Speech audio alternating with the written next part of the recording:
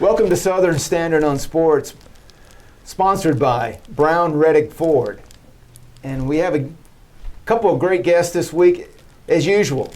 The undefeated, the man who's 0-0, Coach Yep. Matt Turner. Yep, glad to be here. Glad to be here another week. And we're glad to have you. And we have a special guest coming up. We do. Earlier. Great young man. I'm excited to get him out there and expose him more to all the viewers. He's a real mainstay of the team. He has been a great surprise. Been a great, and actually done backed up everything I'd heard about him coming into this job. So we're looking forward to him. Yeah. And but first, I want to tell you a little bit about Brown Reddick Ford. All right, let's hear about him. They're clearing out the 2019s. No reasonable offer will be refused. At Reddick Brown Ford, our goal is to make your car buying experience simple. We have the largest selection and best pricing on all new Ford cars, trucks, and SUVs in Tennessee. If your schedule does not allow you to visit us for your vehicle purchase, then one of our team members will handle the entire transaction, including finance and delivery.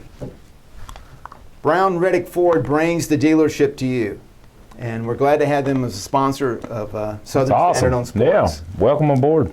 Now, Coach, Yes. the program that you're in charge of is we're trying to document this. It's gone 29 years without a winning season. So what I said.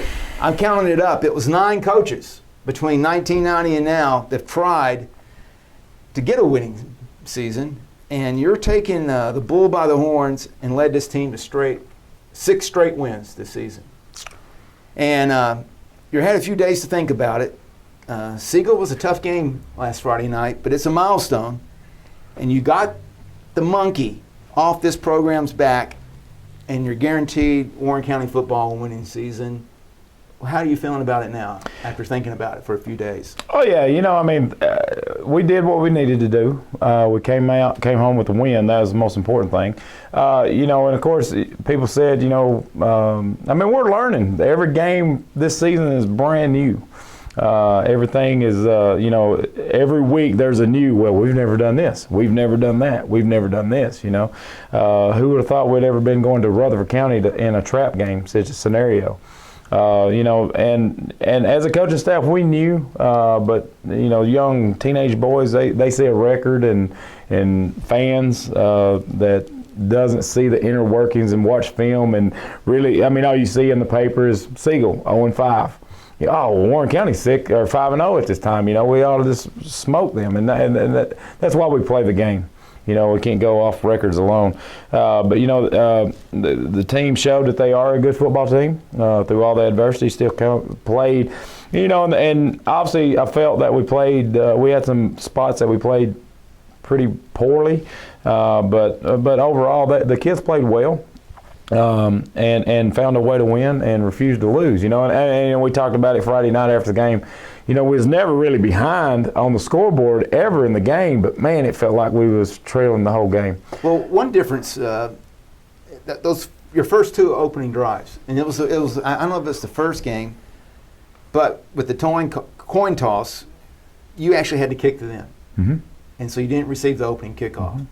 You held them. Defense is very strong. But what was surprising to me was your first 2 drives were not converted into touchdowns, and they were a 29 and a 32-yard field goal kicks by Tony Curtis.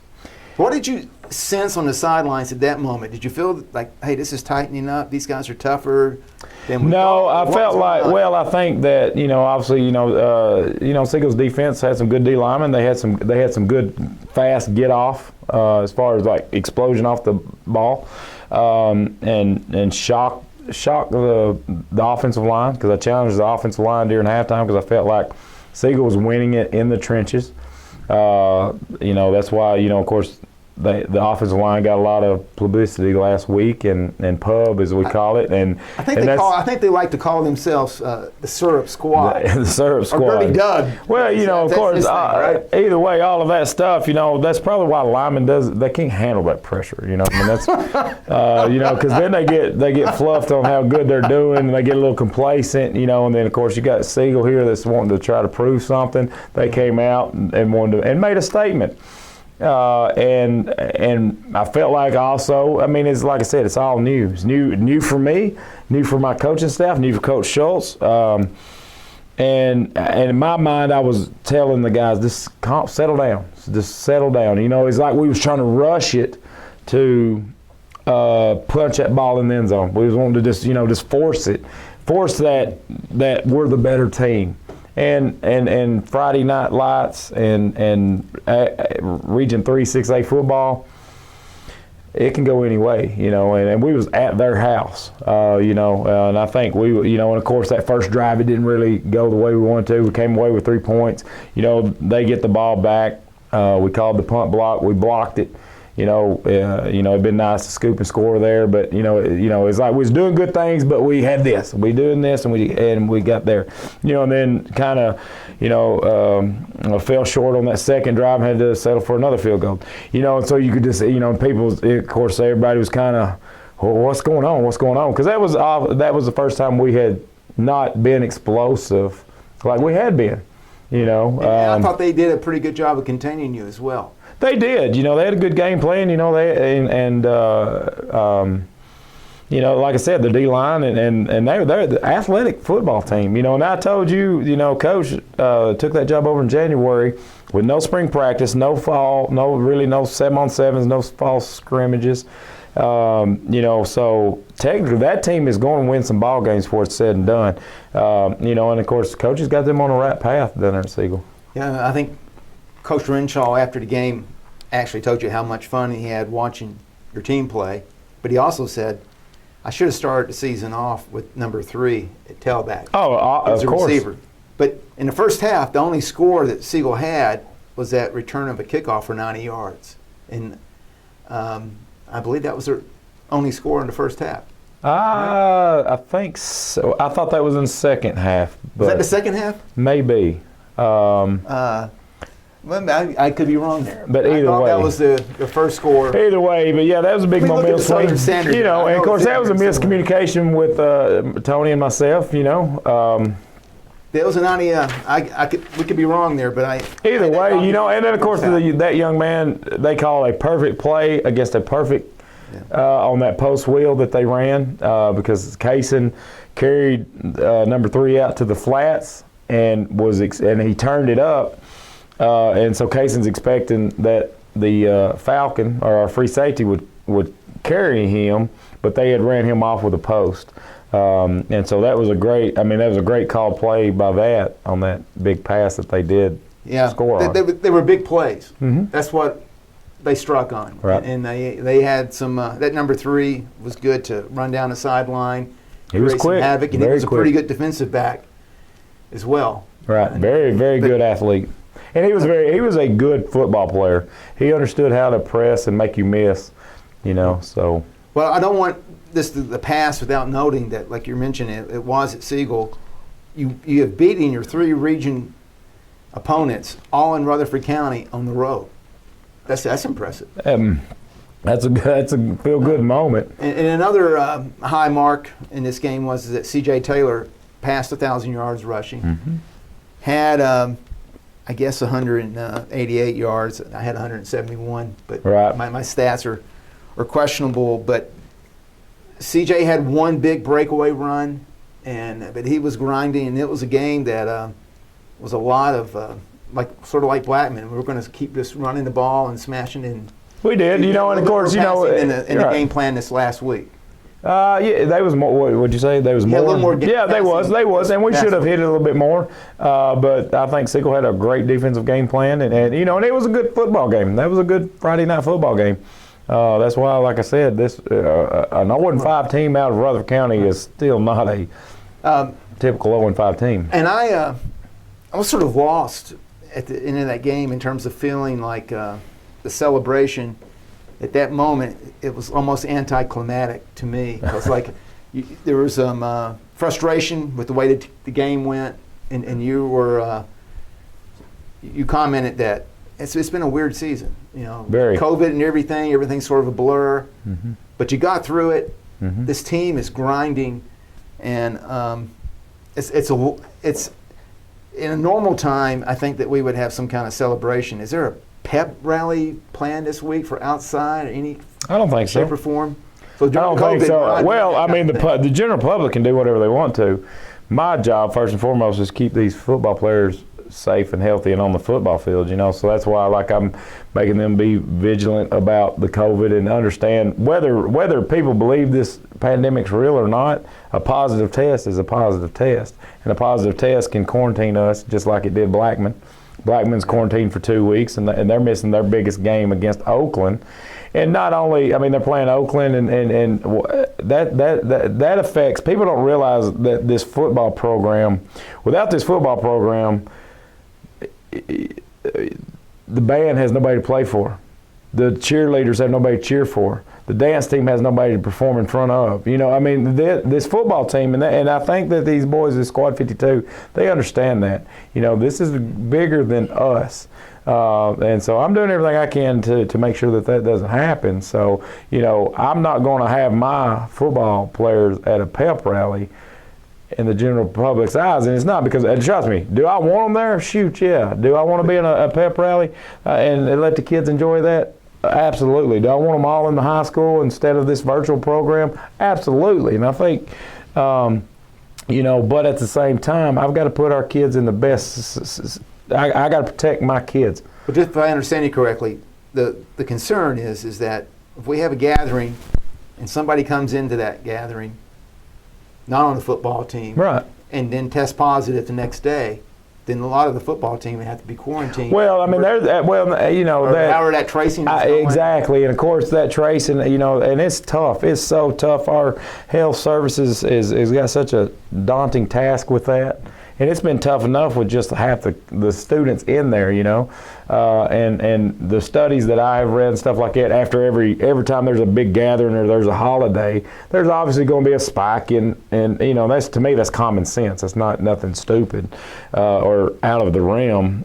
So that's what scares me. I'm going to be really pushing these guys about being smart after this week on fall break. Because and the thing is, all these everybody, and myself included, are going to get away and take a break or whatever the case may be, but then we're going to all come back together the last final 3 games of the season, regular season, and of course that spike could happen at a bad time. And so that's where, if I go back to control what we can control, and I feel like not allowing my kids, and now being a pep rally, we're down on the football field, if they do, I don't know what they're doing. My job is making sure that we put these guys in the right position. My job is not to host pep rallies. And that's where the other support staff can come in. But they're going to be protected. I'm going to protect them. They're my babies, so they're my sons. So, and my sons and my few daughters that's on the team. So, right. Well, so I don't know if that all made sense. It did, but I think the idea is, if I understand you, that we know that other teams are being quarantined. It's real. Head coaches that have been quarantined. Well, we lost a JV game tonight to White County because their JV freshman squad. That's why a lot of people's asked too, why ain't we got bigger numbers? Well, we're dressing nearly 38 to 40 JV kids, JV and freshman kids. We got probably 35 to 40 kids on that squad. But that squad is practicing kind of by themselves. There is some times that they are, we're trying to eliminate the 15 minutes. They're staying under that window for social distancing and all of that stuff, But, that's why I'm not traveling them, because that's something I can control. I can control that a kid, it's not worth taking a kid that's probably not going to play in a football game at Siegel the other night. And then he got exposed in a classroom, or even though he may be sick. And then he rode that bus, and it's going to be hard to justify that he did not affect the varsity team if he went to a varsity football game. So I can control that and leave him at home. And the kid, I think the players know that. You know, and so we practice them kind of separately, the JV and the varsity, and that way, in case, you know, God forbid that the varsity gets shut down, well, then we can focus on the JV.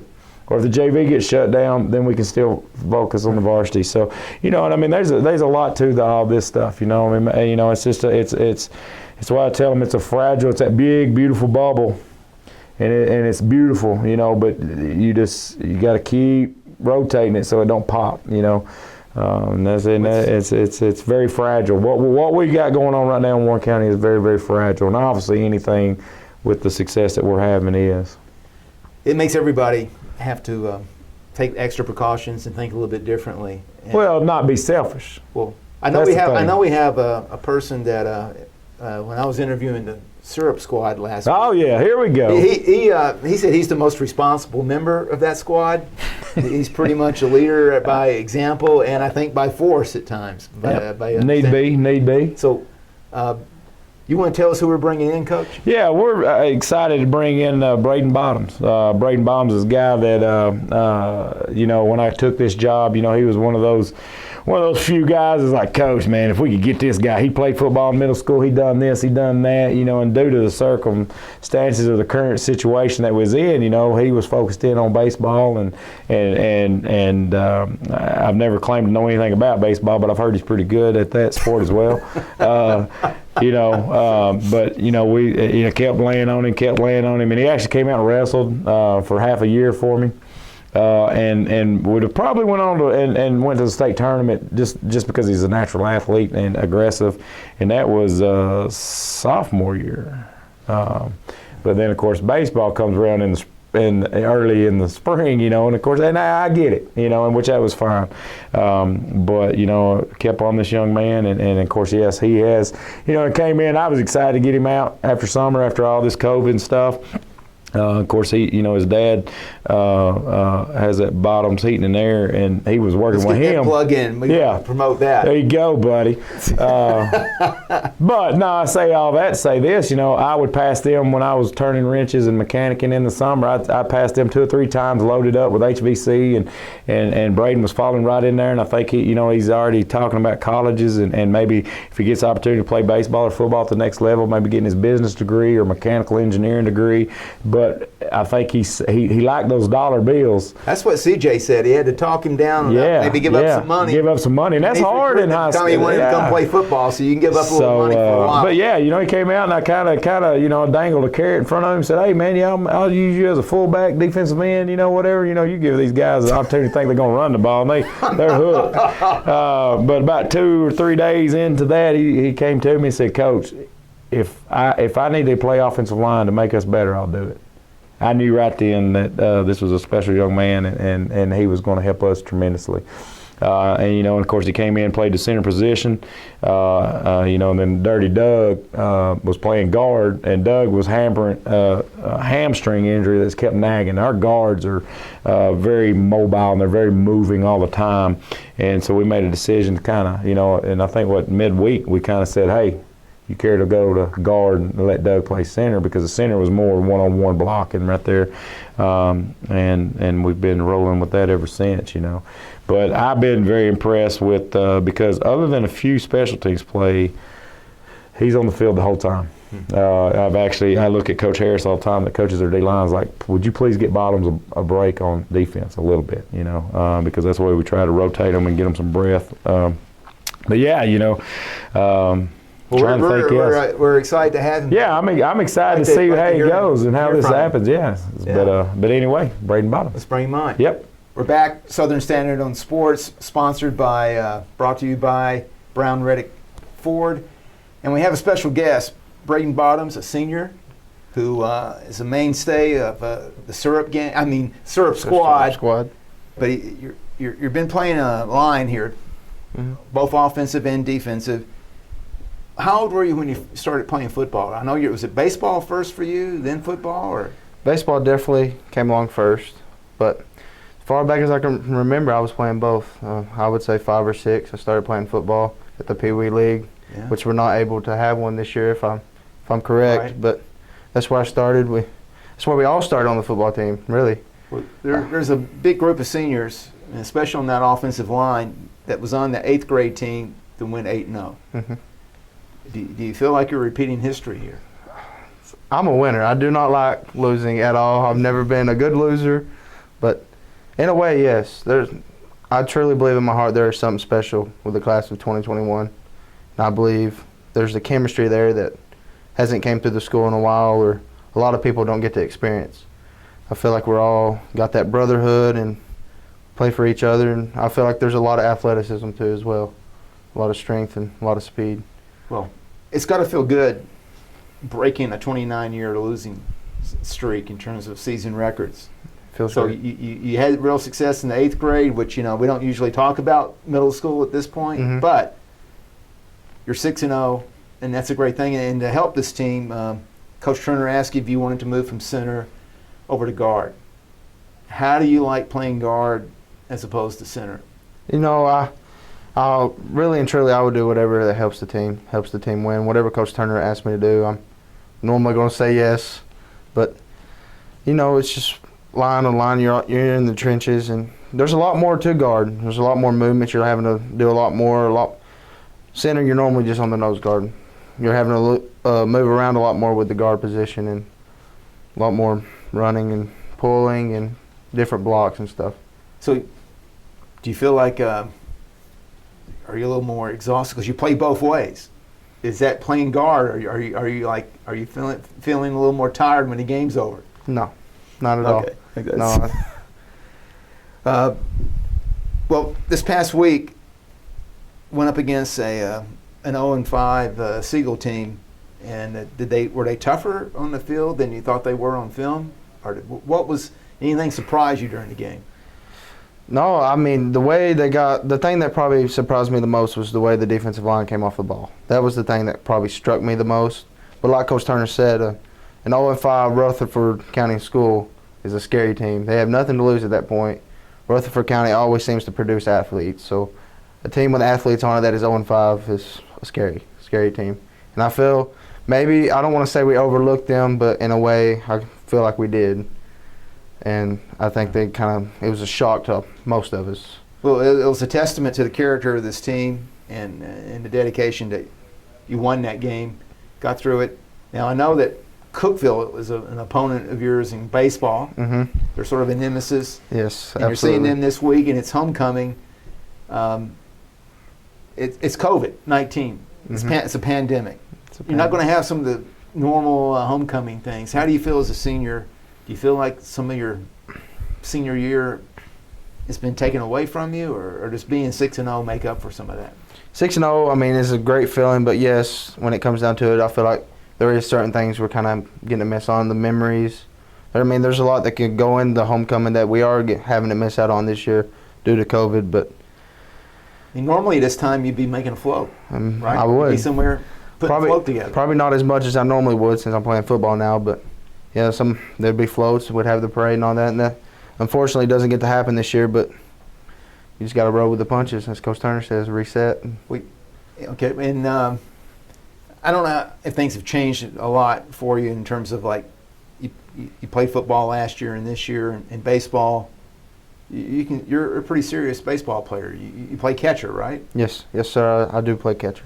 Do you feel like you had to sacrifice some kind of training, conditioning for baseball to play football? I mean, they're conditioning right now and they're having practice, but no, I don't think I'm missing the conditioning, but obviously I'm making up for that with football. I would condition constantly with football, and I will be in just as good of shape, if not better shape, going into baseball season after playing football. So your swing will be fine in the spring? I'm going to have to get in the cage and maybe get a feel for it back, but hopefully it's like second nature at this point. I've done it for a long time, so. So as Coach Turner said, you've been very busy with your dad, and what's the name of that business again? Bottoms, Heating and Air, Plumbing and Electric. Yes. And what are your plans after high school? Are you wanting to go into your dad's business? You thinking of college? You thinking of playing baseball, football in college? What's the future look like right now? There for a long time, me and my father, really me, I was dedicated to playing college baseball. That's always a little kid's dream, is to play a professional sport, it seems like. But yeah, there for a while I was pushing for college baseball, and Now, then I kind of like took a step back. I played a lot of baseball, and it started taking a toll on me. Like, you know, it kind of gets old after a while. You get a little burnt out. So I think I got to that point where I didn't play traveling ball. I still love high school ball, but travel's a different aspect. You're traveling every weekend. You're gone every weekend. It's almost like a job at that point. And I tended to get burnt out on that, but now that I've sat back, football is almost like a breath of fresh air for me. I mean, we're having fun, we're making history, and yes, I would like to play college sports. Part of me would like to play college football or baseball, and I would love to have the opportunity to. But there's also that thing going into work, helping Dad with my business, learning a trade as well. But like Coach Turner said, I could go to college and get my business degree or maybe mechanical engineering and have something else to fall back on in case something was to happen with that business aspect, you know. Well, that's a very solid and responsible outlook on the future, and hopefully you don't get too corrupted by the silliness of this syrup squad and your thinking. Yeah. But Dirty Doug Wells is pretty much the prankster in the group, right? Oh yeah, he's the wild child, I guess you could say. Well, we had him in here a few weeks ago, but he put on his best, side, and the guy seemed like a very mature senior. Yeah, he is. He's a great kid. But Dirty Doug does the name. I think he got that in middle school, they say. Yeah. And he's maintained it. But we really appreciate you coming in here, taking the time to come in here. We hope you feel the community and everybody's support, because they're what you're doing as a team is tremendous, and I hope you're able to feel that. And even though we're not having a parade right now and all these things, people are very, very pleased and supportive of the football team. And thanks a lot. Well, thank you for having me. It's been a pleasure. I appreciate it. Thank you. Thank you. All right, we're back with Southern Standard on Sports, sponsored by Brown Reddick Ford. Coach Turner. Yes. Cookeville. Cookeville. In the town this week. Cavaliers. 9 years ago, Coach Jimmy Maynard, their head coach, was head coach at Smith County. Yes, he was. To McMinnville to play Warren County Pioneers for homecoming, and he beat them, a 2A team, won 51-0. I talked to Coach Maynard today, and I said, are you showing that game film to your team? And he laughed and said, that was a different team. But can you assure us that type of thing will not happen this week? The year of 2020, I can't assure nothing, but I'm not asking to guarantee a victory. No. Anything is possible. That would be a very. I would like to see how. I wish the Squad 52 was in here to answer that question, because they'd probably run you plumb out of this building. But stranger things have happened. But no, I think if our guys play ball. Play sound fundamental football, I think it's going to be a good game. I think it's going to be, obviously right now in the region, they're all good games. So, unless we just lay down and have a lot of bad things happen, I don't foresee that happening. I'm sure you're taking some time to look at Cookeville's game film. They played Coffee County this past weekend, squeezed out with a 2019 win. Coach Maynard said they had a lot of freaky things happen in that game that wasn't a normal game for them. But they are a shotgun spread offense, 3-4 defense. Did you see something in the film that is this a Cookeville, the same team, caliber team that you saw last year, or is this are they knocked up? No, I think so. No, I don't think so. I think it's the same high caliber, well coached, very disciplined football team. The score last week. 2019, of course, you look at our score against, Siegel, 25-20. The season's getting long. This is week 7. And I know Coach Maynard still. I mean, he's still got the same situations I do. You probably got 18 to 25 kids playing, doing most of the playing. We probably have 18. He may have 25 kids in the rotation of playing. But no, I think they're a better team than they was last year. That offensive line that they've got a year underneath their belt and got a little bit bigger. Because they got some hosses up front. They do. They got a couple of twins that are 295 and 300 on that big offensive boys, line. and they move well. You know, and they moved well last year. He said some colleges are looking at them. Oh, I'm sure. Wow. I mean, I'm looking at them. You know, the good-looking kids. You know, and they do, and they pull, they move. You know, they run that gun. They do a lot of zone. I don't know if you call it zone read or what they call it. What anybody wants to call it, but they a lot of similarities to our offensive. What we try to do with CJ. Give him that option to run it at any time. They do a lot of power with those big guys, you know, and whether you can, you know, a 300-pound young man like they got, and they got two of them, that's a lot of surface to get around. And tonnage, you know, that's a lot of weight to try to push around. So it's going to be interesting. I think it's going to be a very physical game. Well, they got a very smart quarterback. Very hard worker. Stockton Owen. He's got Cornell Brown talking to him about trying to get him to go to school there. He's got over 600 yards rushing. What does he look like on film? Is he a good decision maker, or are they just opening the holes? No, you know, I think going back to CJ, I think there's a lot of similarities with those two young men. Very highly competitive young man. Worked very hard in the off season during the COVID. Made himself better. And, you know, like I said, he's a competitor. You know, and he's very he's a good quarterback as well. You know, I think he likes to use those legs of his. He's got some good legs. You know, different going back to the Blackman game, where that was more of your pocket passer type, baseball pitcher, thrower. You know, that kid didn't really look to get out there and run. He was going to be the one that's going to go out there and slide maybe. Owen's going to come at you, and he's not going to slide. You know, he's going to try to get those yards after contact. But I feel what scares me with them is we know we got to stop him, but he's going to try to make us stop him, and we've got to be disciplined in the secondary and keep our coverage and allow our front six to do their job. Because if not, I think he can dump it right over us, and you know, and some, you know, they can have some success that way. But, you know, of course, we're going to try to be physical with them and be physical with those big linemen, and you know, get after it. I know there's a lot of talk, a lot of excitement about being 6-0.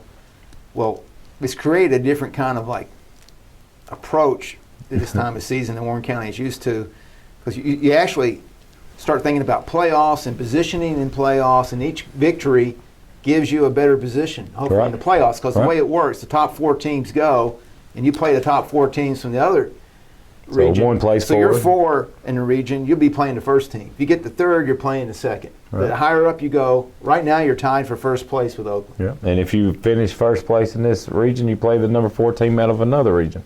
How much is that translatable into a high school football team? Are you wanting to? Does that make a difference, or is that just something that works itself out? I think that works itself out. You don't what they say, you don't see the forest through the trees, or either way. But just focus on Cookeville. Focus on Cookeville. I mean, that's why we reset. You know, and we had that approach in practice as far as really resetting this whole season. You know, because you know, last year I told you prior to some of these conversations and stuff, I had a goal last year to win 4 football games.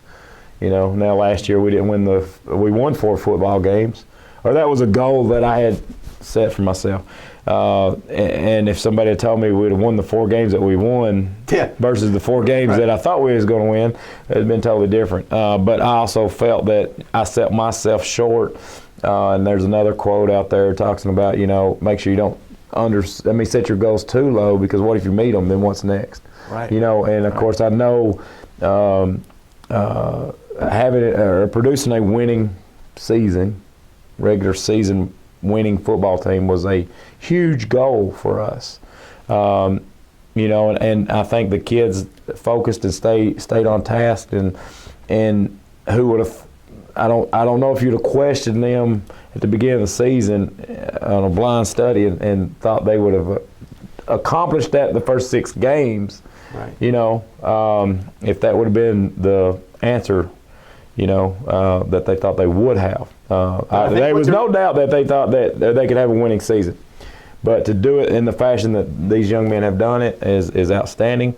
So that's why we've kind of reset All right, and we're going to start the second half of our season here. And obviously, we are. We have set some new goals for the remaining of the season. But at the same time, that's up there. To meet those goals, we've got to beat Cookeville. So, well, Cookeville is a nemesis. Very Tough team to beat Very. historically. It's homecoming. Mm-hmm.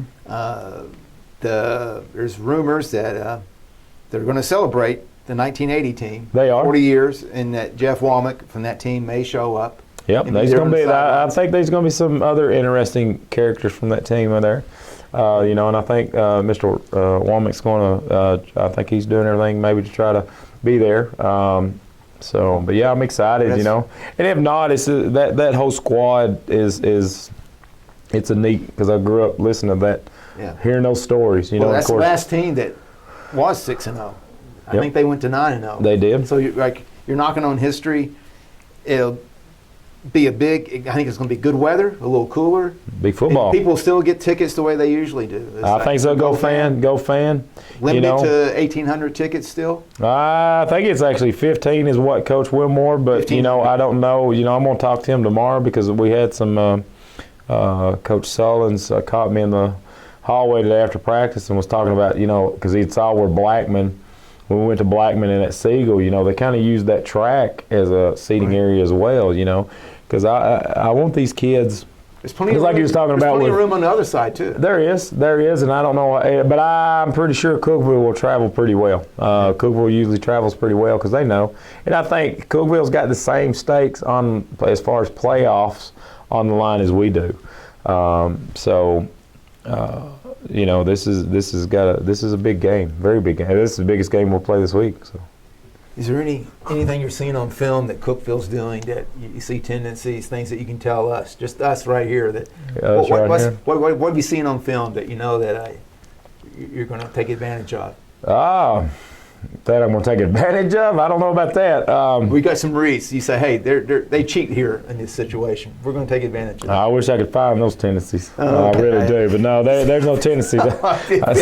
Something we can take advantage of. I don't know. They're just Coach a well-coached Maynard team. he usually has a really disciplined, strong team. They're going to like to run. He's got a real smart quarterback. Got a big running back or two. Mhm. Those twins. He does. And receivers that are they're a formidable opponent. It's homecoming. It's a chance to go 7-0. It's a chance to make more history. Pretty exciting. Very exciting. Very, very well. It's very exciting for I'm sure all the viewers and all the readers and things like that. But it's very stressful at the Turner household right now. Well, after this week, you do have an open week, and you'll have 2 weeks to heal up, rest, and take a break. Take a breath of fresh air there. Right. Regroup. Yep. Well, we thank you for being here. All right. We also want to thank Brown Reddick Ford Glad they're for on board. presenting the show, being a sponsor. And what did we say here? Go Pioneers, baby.